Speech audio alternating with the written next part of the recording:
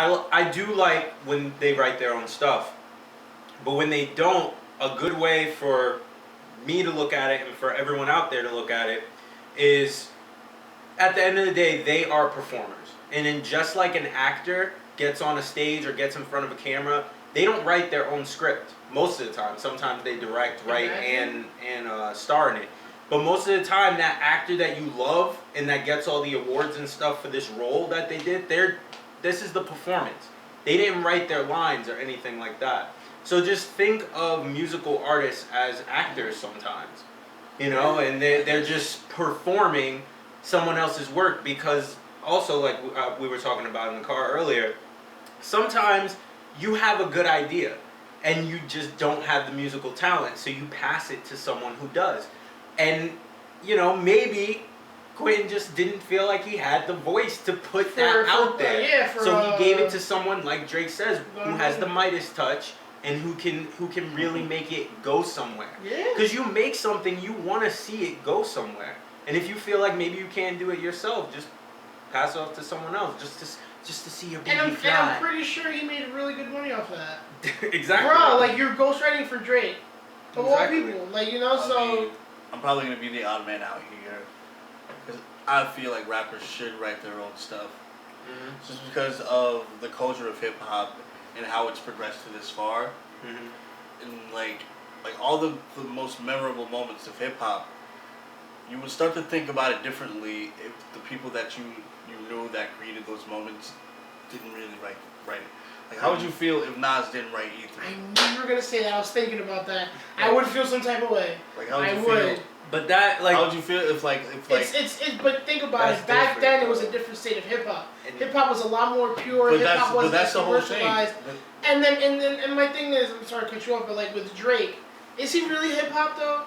Like, is he, like, he started off, and that was his thing, like, you know, comeback season, all that stuff, it was just bars, punchlines, all that stuff. But as it got on, as he progressed, he changed, he started to incorporate his singing a lot more. There's some songs, like Highlight Bling, where it's just straight singing, but I love that, like, that versatility. I feel like... So, it's like,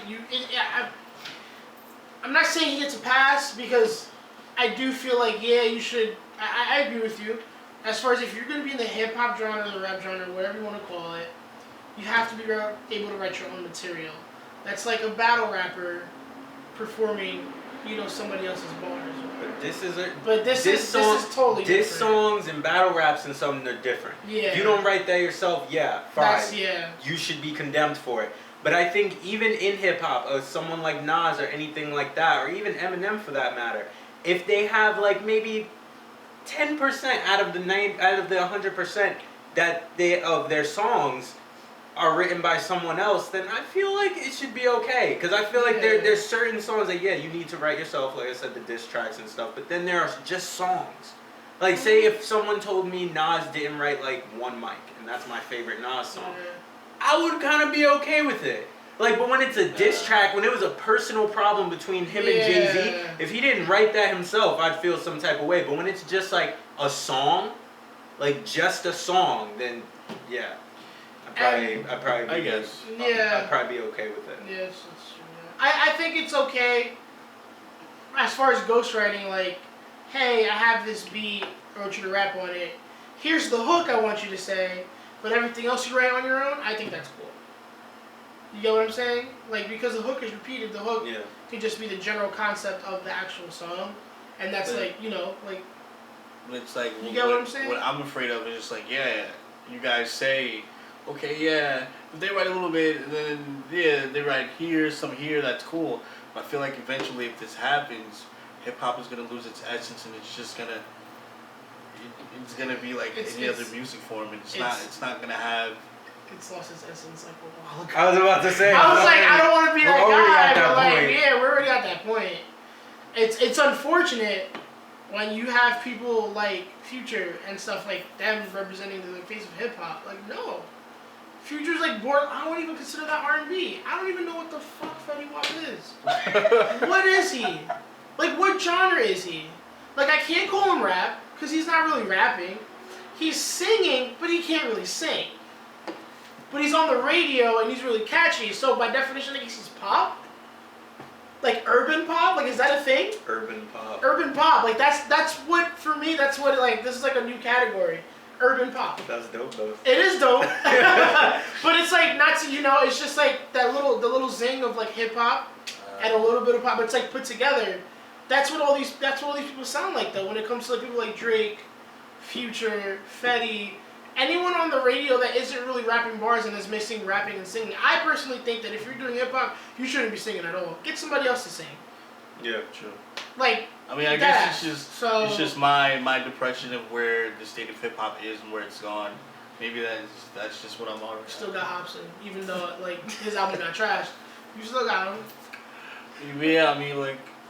Watch Hobson probably has a ghostwriter on his. Everything Hobson does is ghostwriter. Funk volume.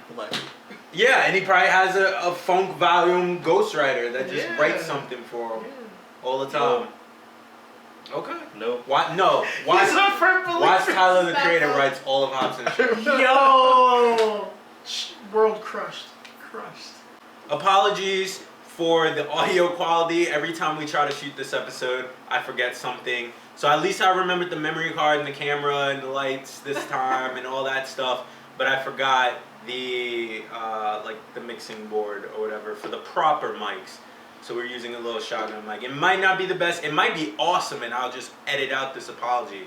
But either way.